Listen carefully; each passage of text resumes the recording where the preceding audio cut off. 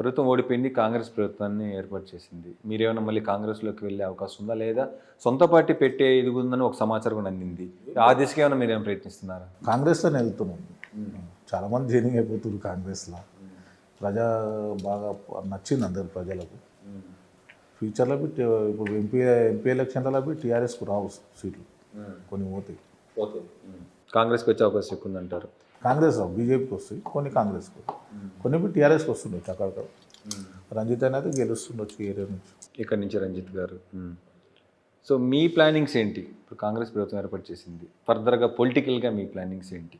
పొలిటికల్గా ప్రజలకు హెల్ప్ చేయడమే, పొలిటికల్లో దిగడమే హెల్ప్ చేయనికనే బాగు. ఎందుకంటే ఇప్పుడు మనకు గవర్నమెంట్ ఉన్న పార్టీలో పోతే మనం 10 మందికి హెల్ప్ ఎక్కువ చేయొచ్చు ప్రజలకు. గవర్నమెంట్ లేని పార్టీలో ఉన్నాం అనుకో ఏం చేయలేం మనం. మన ఫండ్ అంటే ఇక్కడ అంటే రిలీజ్ చేయి